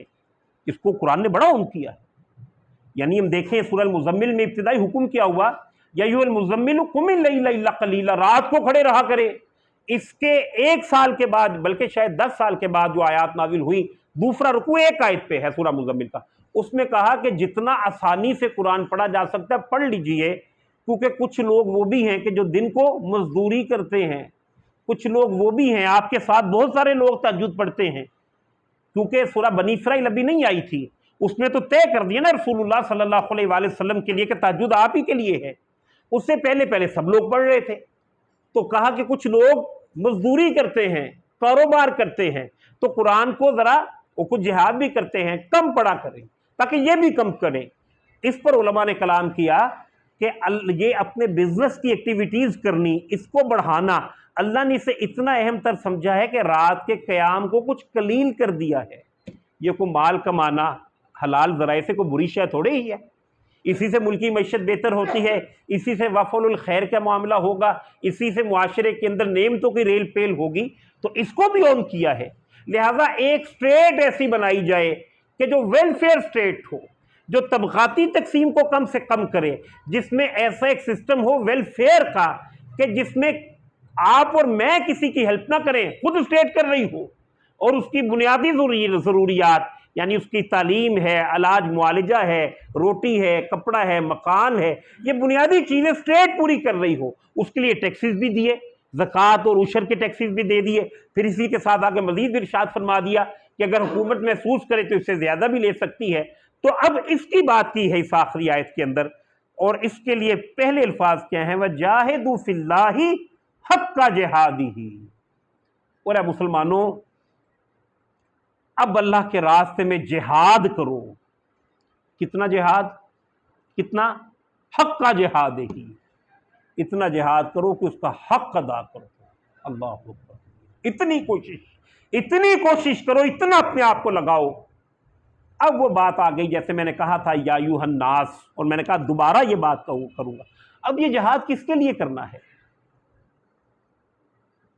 ایک تو اللہ کی بالادستی دنیا پر بالفعل قائم ہو جائے، وہ ہے، یہ کیوں؟ اس کی دوسری صورت کیا ہے؟ سارے انسانوں کا بھلا ہو جائے، یہ ویلفیئر کا سب سے اونچا مقام ہے۔ اگر آپ نے کسی مسکین کا یا کسی بیوہ کا کوئی مہینہ لگایا ہوا ہے، اگرچہ کہ آپ کا انداز بڑا اچھا ہے، آپ واضح بھی نہیں کرتے، لیکن جب وہ لینے کے لیے آتی ہے تو اس کے دل کے اندر تو کچھ تھوڑی بہت ندامت پیدا ہوتی ہے کہ نہیں؟ اگر سٹریٹ دے تو یہ نہ ہو، اس کے لیے کوشش کرو، ایک عدل کا سسٹم ڈیولپ کر دو، اور یہ اس طرف آج پوری کی پوری انسانیت دیکھ رہی ہے۔ یہ بات اپنی جگہ درست ہے کہ دنیا کی جو اسٹیبلشمنٹ ہے، جو ڈیپ سٹیٹس ہیں، وہ اپنا سسٹم چلا رہے ہیں، کیپٹل سسٹم جو طبقاتی تقسیم کو بڑھاتا ہے، لیکن ایک عام عوام الناس ہے، وہ خود تنگ ہیں اس طبقاتی تقسیم سے، اس ظلم سے۔ انسان تو ہے نا، غزہ کے اندر جو ظلم و ستم کی داستان رقم کی جا رہی ہے، اس پر اتنے بڑے بڑے احتجاج، پروٹیسٹ میں نے نہیں کیے، آپ نے نہیں کیے، جتنے انہوں نے کیے ہیں، کیے کہ نہیں؟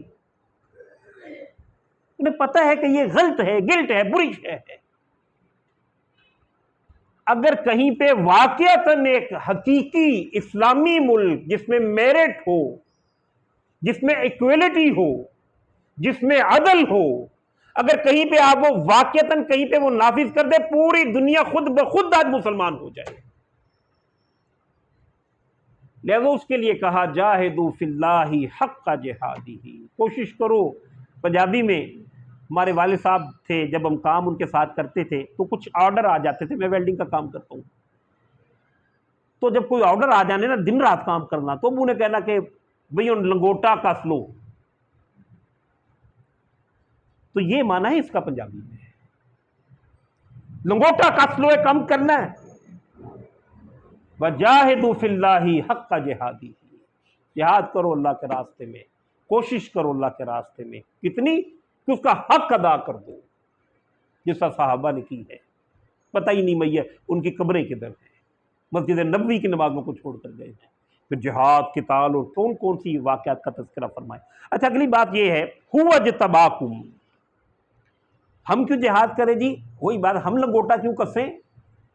اس کام کے لیے اللہ نے تمہیں چنا ہے، کبھی چنا تھا انبیاء کو، اور اسی کے ذیل میں چنا تھا محمد رسول اللہ کو صلی اللہ علیہ وسلم۔ اب امت محمدی کو چنا ہے، وہی اجتبا، محمد مجتبا کا لفظ کبھی سنا ہے؟ احمد مجتبا، وہی لفظ ہے جو اللہ نے آپ کو بھی کہا، مجھے بھی کہا۔ اور یہ آپ سنتے ہیں نا قرآن کریم کے اندر، ان اللہ و ملائکتہ یصلون علی النبی، یہی الفاظ اللہ تعالیٰ نے قرآن کریم میں میرے لیے آپ کے لیے بھی کیے، هو الذی یصلی علیکم، وہ ہے جو تم پہ رحمت بھیجتا ہے، تم پہ درود بھیجتا ہے، مجھ پر، تم پر۔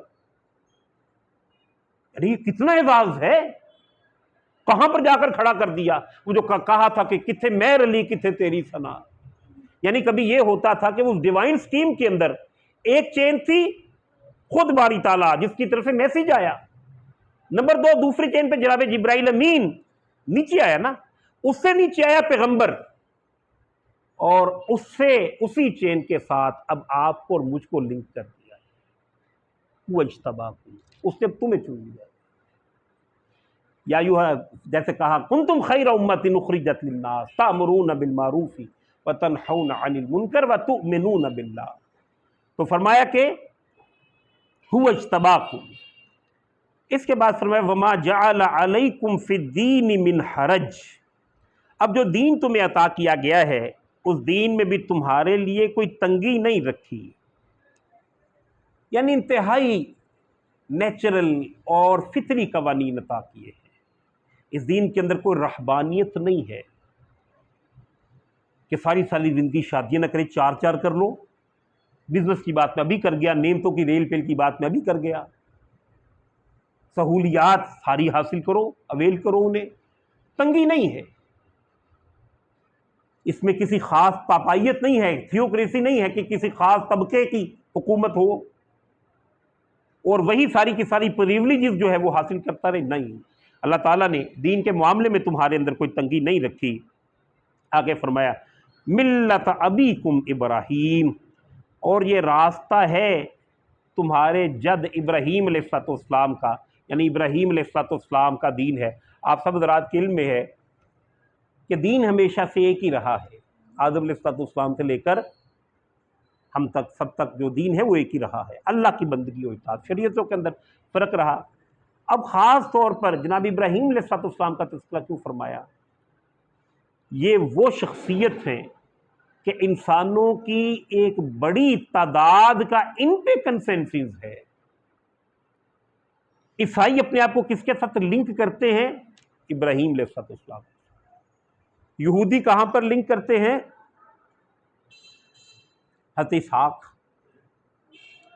اور حضور صلی اللہ علیہ وآلہ وسلم کے والد یعنی محترم جو ہیں اس اعتبار سے حضرت اسماعیل، جیسے آپ نے کہا بنا الابن ذبیحتان، میں دو ذبح ہونے والوں کا بیٹا ہوں، تو دوسرے کو یعنی پہلے کون تھے؟ جناب اسماعیل علیہ السلام، تو اپنے آپ ان کا بیٹا کہا نا، تو ہم بھی ان کو مانتے ہیں، عیسائی بھی مانتے ہیں، یہودی بھی مانتے ہیں۔ تو فرمایا یہ وہی راستہ ہے، تم نے اپنی جیسے وقت گزرتا گیا اپنے توہمات کے ذریعے سے، اپنے ہوائے نفس کے ذریعے سے، اپنے علم کی کمیوں کی وجہ سے کچھ نئے نئے عقیدے جو ہیں وہ گھڑ لیے ہیں، وگرنہ ابراہیم کا راستہ یہ تھا، یہ وہی ملت ہے جو جناب ابراہیم علیہ السلام کی تھی۔ ملت ابیکم ابراہیم ہوا سماکم المسلمین، اور انہوں نے تمہارا نام مسلمان رکھا تھا۔ اب ہمارا بنیادی اسٹیٹس جو ہے وہ کیا ہے؟ مسلمان۔ اصل ہماری پہچان کیا ہے؟ مسلمان۔ لیکن اس سے مراد یہ بھی نہیں ہے کہ کوئی چھوٹا سا طبقہ اٹھے اور وہ اپنی جماعت کا نام رکھ لے جماعت المسلمین، اور جو اس میں نہیں ہے وہ سب کافر ہیں، یہ اس کا مطلب نہیں ہے۔ فکروں کے اندر فرق ہے، جیسے آپ جانتے ہیں ہمارے ہاں ائمہ اربعہ اہل سنت کے ہاں موجود ہیں، سب لوگ جانتے ہیں کہ ان کی علمی کاوش صائب ہے، اور اصل بنیاد تو یہی ہے کہ قرآن و سنت کو بنیاد بنائی جائے، لیکن اس میں ہم دیکھتے ہیں کہ ہر شخص کو یہ جو اقتداء ہے اس کا بھی مسئلہ، یہ اقتداء کا معنی کیا ہے کہ جو حنفی ہے کیا وہ امام اعظم ابو حنیفہ کی اتباع کرتا ہے؟ ایسا نہیں ہے، اس کو سمجھیے، اصل شے جو ہے وہ قرآن و سنت ہے، لیکن ہم میں سے سب لوگ تو قرآن و سنت سے واقف نہیں ہیں۔ پھر بعض امت کے وہ لوگ کہ جنہوں نے بہت ریسرچ کی، ان کی ریسرچ پہ بہت سارے لوگوں نے الٹا ان کی ریسرچ پہ ریسرچ کی، اور ان کے کام کو کہا کہ نہیں یہ کام بہت حد تک ٹھیک ہے، اگرچہ کہ انسان کا کیا ہوا کام ہے اس میں وہ پرفیکشن تو نہیں ہو سکتی، لیکن کہا کہ بہت حد تک یہ ٹھیک ہے، اسی کو گویا ایک درجے میں تصویب مل گئی، یہ اقتدا ہو گئی۔ اگرچہ کہ اس میں ہونا یہ چاہیے، یہ تنگ نظری ہے کہ جہاں پر وقت کے ساتھ کوئی چیزیں واضح ہوئیں، کوئی احادیث آ گئیں، تو اس کے اندر ترامیم کر لینی چاہیے، اگر نہیں کرے تو یہ شدت ہے۔ اور بنیادی طور پر اصل شے جو ہے وہ تو قرآن و سنت ہی ہے، اور جو قرآن و سنت کو سامنے رکھتا ہے وہ مسلمان ہے۔ اگر فکری اعتبار سے کوئی اقتدا کرتا ہے حنفی، شافعی یا ہمارے ہاں جیسے مختلف مکاتب فکر ہیں، تو ان کا بنیادی ٹائٹل اسلام ہی ہے۔ اب اگر کوئی جماعت کھڑی ہو کر کہے کہ یہ کافر ہو گئے ہیں، اور یہ اگرچہ کہ بنیادی ٹائٹل جو اسلام ہے ہونا ہی یہی چاہیے، لیکن اس کی بنیاد پر کفر کا فتویٰ دے دینا جیسا کہ ہمارے ہاں ہے ایک جماعت المسلمین، وہ کسی درجے میں مناسب اور صائب بات نہیں ہے۔ وَسَمَّاكُمُ الْمُسْلِمِينَ مِنْ قَبْلُ وَفِي هَذَا، اس سے پہلے بھی اور اب بھی، یعنی پہلے بھی نام مسلمان ہی اللہ تعالیٰ نے رکھا تھا، جیسے اللہ تعالیٰ نے سورہ بقرہ کے اندر کہا بھی ہے کہ یہ پوچھیے ان سے کہ کیا ابراہیم علیہ السلام نے ان کا نام یہودی رکھا تھا؟ یہ یہودی انہوں نے اپنا نام خود رکھا ہے۔ من قبل وفی ھذا، اب یہ بات آ گئی لیکون الرسول شہیدا علیکم، تاکہ روز قیامت رسول گواہ بن جائیں تم پر۔ یہ گواہی کیا ہے؟ وہی بات جو شروع میں ہم نے رسالت کے ذیل میں کی تھی کہ حضرت عیسیٰ علیہ السلام اور ان کی قوم، اسی طرح حضور کے بعد ساری انسانیت کے ذیل میں گواہی دو حصوں میں گئی۔ اس کو بس سمجھ لے تو بات ختم ہو گئی۔ ایک لوگ تو وہ تھے کہ جن سے ڈائریکٹ رسول اللہ صلی اللہ علیہ وآلہ وسلم مخاطب تھے، جزیرہ نما عرب کے، ان سے رسول اللہ نے کہا اللہ حل بلغت، تو لوگوں میں نے پہنچا دیا، لوگوں نے کہا پہنچا دیا۔ اچھا، اس کے بعد جن کو پہنچا دیا، جن کو کہا جاہدوا فی اللہ کا جہاد ہی، اب رسول اللہ نے ان کی یہ ڈیوٹی لگا دی کہ اب جن تک نہیں پہنچا اب کوئی پیغمبر نہیں آنا، پیغمبر کے بہاف پہ تم نے کام کرنا، لہذا تم پہنچا دو۔ لہذا اس میں ایک گواہی تو وہ ہوگی کہ جو روز حشر رسول اللہ دیں گے کہ میں نے پہنچا دیا تھا، اور وہ بھی اسی طرح سے سرخرو ہوں گے جس طرح کہ جناب عیسیٰ علیہ السلام قرآن کریم میں نقشہ کھینچا ہے، سرخرو ہو گئے۔ جبکہ دوسری گواہی یہ ہے کہ مجھے گواہ کے طور پر پیش کیا جائے گا، کم از کم اپنے دائرے کے اندر، تمہارے دائرے کے اندر تمہارے بہن بھائی بھی موجود تھے، تمہارے محلے دار بھی موجود تھے، پھر اسی سوسائٹی کے اندر کوئی کرسچن بھی رہتے تھے، کوئی غیر مسلم بھی رہتے تھے، تم نے ان تک یہ گواہی پہنچائی کہ نہیں؟ یہ ہے مسئلہ اصل۔ جیسے اللہ تعالیٰ نے کہا نا کہ لِتَكُونُوا شُهَدَاءَ عَلَى النَّاسِ وَيَكُونَ الرَّسُولُ شَهِيدًا عَلَيْكُمْ، لِيَكُونَ الرَّسُولُ شَهِيدًا عَلَيْكُمْ، معاف کیجیے گا تاکہ روز قیامت رسول گواہ بن جائیں تم پر، وَتَكُونُوا شُهَدَاءَ عَلَى النَّاسِ، اور تم ساری انسانیت پر گواہ بن جاؤ۔ یہ ہے بنیادی ہماری فکر، اور اس پہ مزید میں زیادہ بات نہیں کرتا۔ اب یہاں پہ سمجھیے کہ دوبارہ اللہ تعالیٰ نے ریپیٹ کی ہے یہ بات، اگرچہ کہ پہلے بھی ہوگی، فَأَقِيمُوا الصَّلَاةَ وَآتُوا الزَّكَاةَ، پہلے بات ہوئی نا یا ایھا الذین آمنوا ارکعوا واسجدوا واعبدوا ربکم وافعلوا الخیر لعلکم تفلحون، یہی بات دوبارہ کہی کہ نماز قائم کرو اور زکوٰۃ ادا کرو۔ اصل میں یہ وہ ذرائع ہیں کہ جن کے ذریعے سے انسان شرف انسانیت پر قائم رہ سکتا ہے۔ اگر ان ذرائع کو چھوڑ دے گا تو شرف انسانیت سے بھی نیچے جائے گا، مسئلے کھڑے ہو جائیں گے، جس کو دوبارہ ریپیٹ کر دیا۔ خود رسول اللہ صلی اللہ علیہ وآلہ وسلم کو بھی جب کہا نا قم فانذر وربک فکبر، اس سے پہلے سورہ مزمل کے اندر کہا انا سنلقی علیک قولا ثقیلا، ان قریب ہم آپ ایک بھاری بوجھ لا دیں گے، اس کے لیے قوت کیسے بنائیں گے، قم اللیل الا قلیلا۔ تو یہاں پر بھی جیسے کہا نا کہ یہ شہادت علی الناس کی ذمہ داری ادا کرے، تو یہاں پر اللہ تعالیٰ نے فرمایا کہ فاقیموا الصلاۃ وآتوا الزکاۃ، نماز قائم کرو اور زکوٰۃ ادا کرو، واعتصموا باللہ، یہ بڑے عمدہ الفاظ ہیں، اور اس کا مطلب کیا ہے؟ چمٹ جاؤ اللہ سے۔ اگر اسے پنجابی میں کہوں پھر دوبارہ تو گستاخی کا اگر نہ ہو سمجھانے کے لیے، تو پنجابی میں کہوں تو اللہ نال جفی پا لو، اس کا ترجمہ یہ ہے واعتصموا باللہ۔ اگرچہ کہ وہ بات اپنی جگہ درست ہے کہ اللہ سبحانہ وتعالیٰ کی، بہرحال ہم مثال کیا بیان کر سکتے ہیں، اس کی تو مثل ہی کچھ نہیں نا، لیکن اللہ نے کہا کہ اللہ سے ایسا تعلق بناؤ، تنہائی میں اللہ سے باتیں کرو، اللہ جواب دیتا ہے۔ کو وقت مقرر کرو، اللہ کے ساتھ جڑ جاؤ۔ اچھا اس میں کیا ہے، یہ کہا کہ واعتصموا باللہ، جیسے میں نے کہا کہ اللہ سے گلے لگ جاؤ۔ اللہ کے گلے لگنے میں دو شخصیات ہوتی نا، ایک آپ ہوتے ہیں، ایک جس کے گلے آپ نے لگنا ہے۔ تو گلے لگتے وقت یہ بھی تو سامنے والا بھی گلے لگانا چاہتا ہے کہ نہیں، یہ بات بھی ملحوظ خاطر رکھنی ہوتی کہ نہیں، رکھنی ہوتی نا۔ یہاں پہ سامنے والا خود کہہ رہا ہے واعتصموا باللہ، اللہ سے چمٹ جاؤ۔ اب اس سے بڑی کیا کوئی بات ہوگی، اللہ تعالیٰ تو گویا خود کھڑا ہے۔ اور وہ حدیث ذہن میں لے، یہ کوئی ایک قدم بڑھے تو میں مطلب کوئی چل کے آئے تو میں بھاگ کر آتا ہوں، کوئی بلشت بڑھے تو میں قدم چل کر آتا ہوں۔ تو واعتصموا باللہ، اللہ سے چمٹ جاؤ۔ اس کی پھر نچلے درجے میں علماء نے یہ کہا کہ قرآن کریم کے ساتھ چمٹ جاؤ، یہ اللہ کا کلام ہے۔ جیسے کہا واعتصموا بحبل اللہ، وہ بھی بات ذہن میں رہے۔ اور دوسری بات یہ بھی آگے پھر فرمایا ہوا مولاکم، وہ تمہارا دوست ہے، تمہارا مددگار ہے، ولایت ہے اس کی تم سے، محبت رکھتا ہے تم سے۔ ہوا مولاکم، وہ تمہارا مولا ہے۔ فنعم المولا ونعم النصیر، اور کیا ہی عمدہ مولا ہے۔ کس کو بھی اس کی جگہ مولا بناؤ گے اس کے قریب بھی وہ نہیں ہے۔ کیا ہی عمدہ مولا ہے اور کیا ہی عمدہ مددگار ہے۔ اس ساری ذمہ داریوں کو ادا کرنے میں، حساب لینے میں زور لگاؤ گے، وہ تمہاری مدد کر دے گا اور تمہیں بالآخر ان جنتوں کے اندر لے جائے گا اور ایسی نعمتوں کے اندر لے جائے گا جس کا کوئی اندازہ نہیں ہے۔ ایک حدیث مبارکہ جس میں رسول اللہ صلی اللہ علیہ وآلہ وسلم نے نعمتوں کا تذکرہ، یعنی کام کا تو بات کر لی، کچھ تھوڑی سی ریوارڈ کی بات بھی ہو جائے تاکہ چیزیں جو ہے وہ بیلنس ہو جائیں۔ مطلب وہ حدیث مبارکہ آپ نے سنی، اللہ کے نبی نے ارشاد فرمایا کہ جنت کی نعمتیں وہ نعمتیں ہیں نہ کسی آنکھ نے دیکھی، نہ کسی کان نے سنی، نہ کسی دل میں ان کا خیال ہی آیا۔ اس کو ذرا تھوڑا کھولیں۔ اب دیکھیے، جو چیزیں ہم دیکھتے ہیں وہ اتنی نہیں ہوتی جتنی سن لیتے ہیں۔ دیکھنے میں اگرچہ کہ آج سکرین کے ذریعے سے آنکھ بڑھ گئی، لیکن بعض چیزیں ایسی ہوتی ہے کہ آپ کہتے ہیں میں وہاں گیا وہاں گیا وہاں گیا، اس کا دائرہ محدود ہوتا ہے، اور کہ میں نے یہ سنا، اس کا دائرہ ذرا بڑا ہوتا ہے ایسے کہ نہیں؟ ایسے ہی ہے۔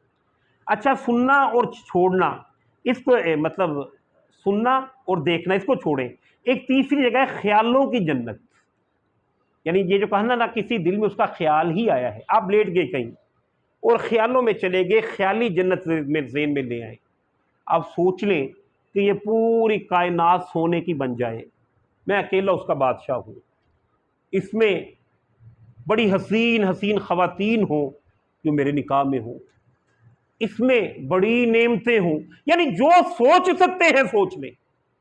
سوچ نہیں ہے نا، فرمایا تم جو بھی سوچ لو اس سے بھی بڑھ کر عطا کریں گے۔ تم سوچ بھی نہیں سکتے جو کچھ ہم عطا کر دیں گے، تمہارے تصور میں بھی نہیں ہے جو کچھ عطا کر دیں گے۔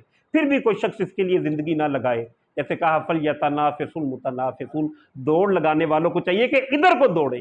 اللہ ادھر کو دوڑنے کی توفیق مجھے بھی نصیب فرمائے، آپ کو بھی نصیب فرمائے۔ بڑا طویل آپ نے خطاب سنا، آپ کی توجہ بھی قائم رہی، اللہ سبحانہ وتعالیٰ آپ کو جزائے خیر عطا فرمائے۔ بہت شکریہ، وآخر دعوانا ان الحمد للہ رب العالمین، وجزاکم اللہ خیر۔